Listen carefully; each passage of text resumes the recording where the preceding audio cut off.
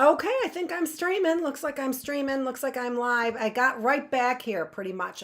I set up my little broadcast and I am recording and I got started right away. I wanted to get started right away just because it's been a day. It's been kind of a long day. And I struggled today a little bit with my classroom today. Usually I don't struggle that much, but I did struggle a little bit today. I did. That was because I've been actually working on a lot of things, a whole bunch of things. This weekend I planted my flowers. So I had seeds for all my vegetables, which I planted a few weeks ago. My corn is this tall. It's taller than that. My corn is that tall. So it's about 2 feet tall. My corn is. I can't believe it. I've got all kinds of vegetables I'm so excited about, but now I planted my flowers. I didn't realize that some of the flowers I planted, the seeds, take a full year before they start flowering. Wah, wah. Oh, well, you live and you learn. And nevertheless, I am so excited about seeing the first, flowers come up. It was really interesting. The vegetables came up right away. Like in a day, I had vegetables coming up. But the flowers, it's been 2 days. I planted them on actually Saturday. I planted them actually on Saturday, so 3 days.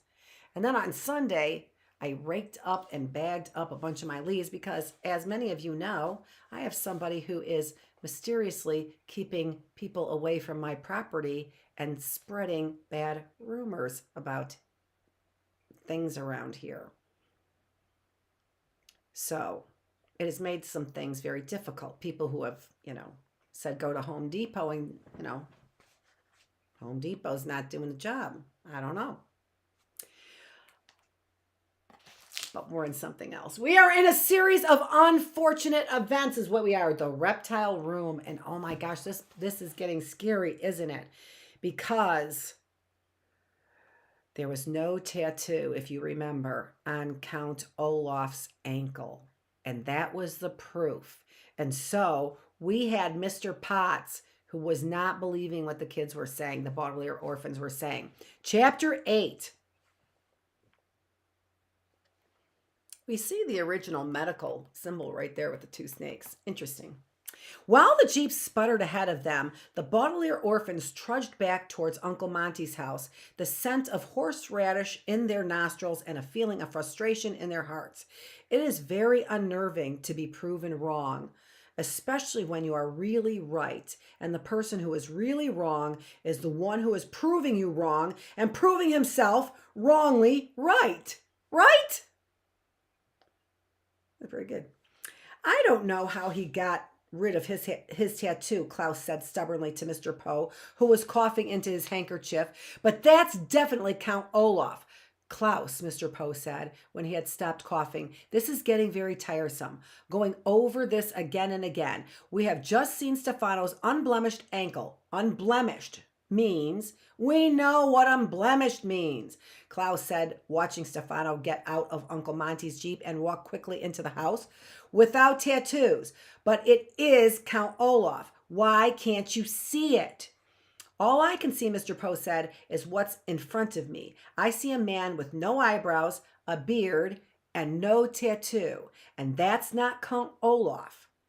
Anyway, even if by some chance this Stefano wishes you harm, you have nothing to fear. It is quite shocking that Dr. Montgomery has died. But we're not simply going to hand over you and your fortune to his assistant. Why, this man can't even remember my name. Klaus looked at his siblings and sighed. It would be easier, they realized, to argue with the snake-shaped hedge than with Mr. Poe when he had made up his mind. Violet was about to try reasoning with him one more time when a horn honked behind them. The Baudelaires and Mr. Poe got out of the way of the approaching automobile, a small gray car with a very skinny driver. The car stopped in front of the house, and the skinny person got out, a tall man in a white coat.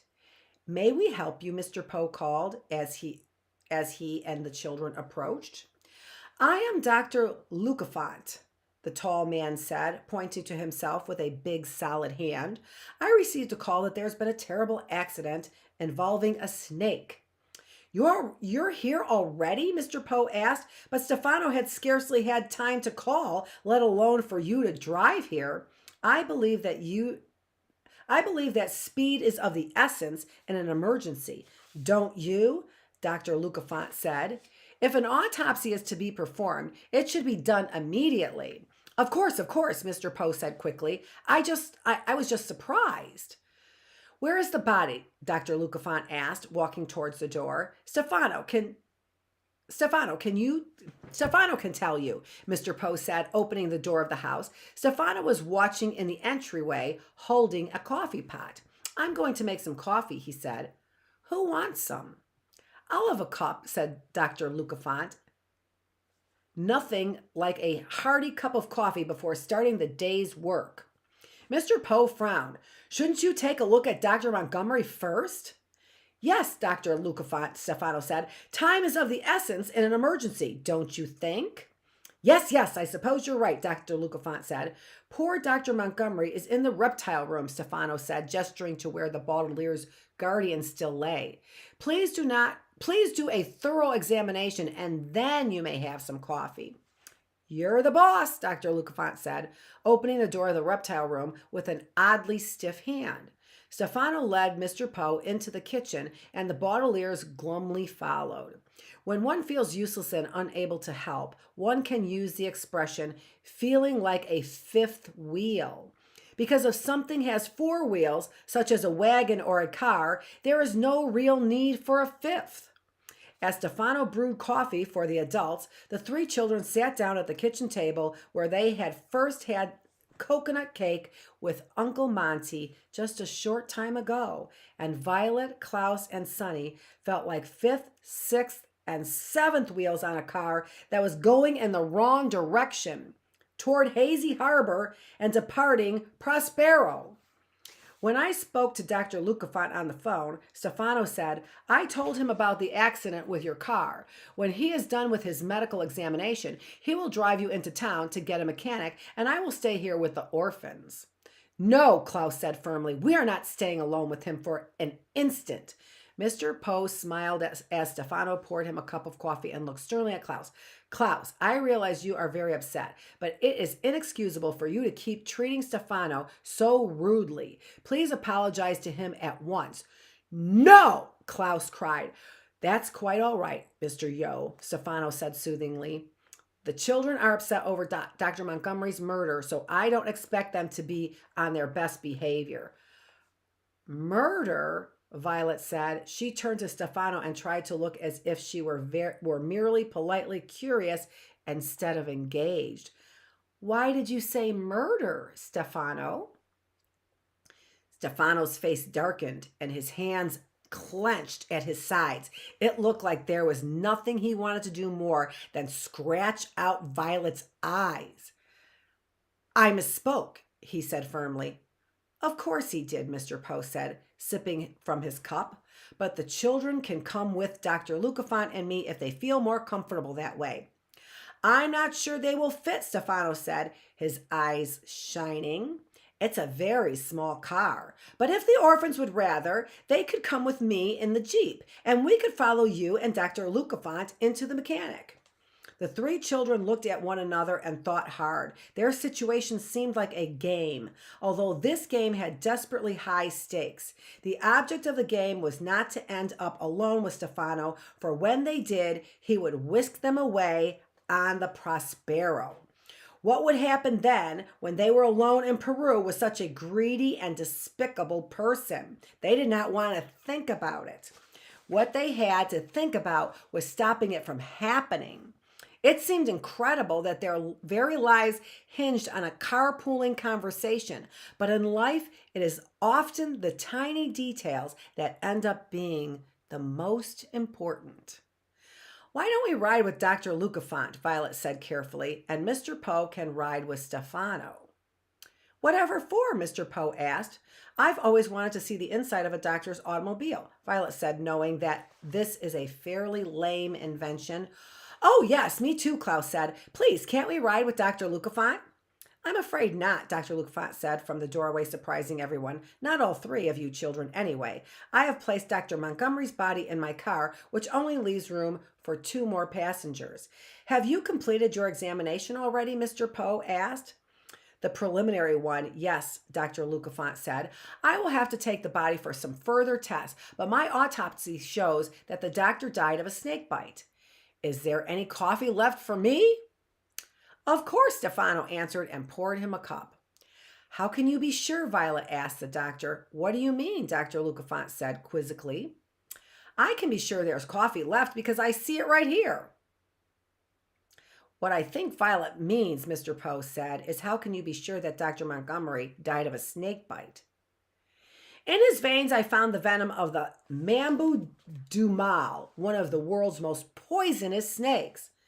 Does this mean that there's a poisonous snake loose in the house? Mr. Poe asked. No, Dr. Luquefant said.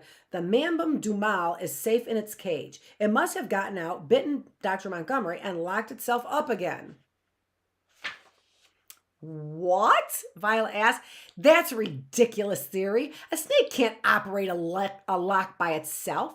Perhaps other snakes helped it, Dr. Luquefant said calmly, sipping his coffee. Is there anything here to eat? I had to rush over here without my breakfast. Your story does seem a little odd, Mr. Poe said. He looked questioningly at Dr. Luquefant, who was opening a cupboard and peering inside. Terrible accidents I have found are often odd, he replied.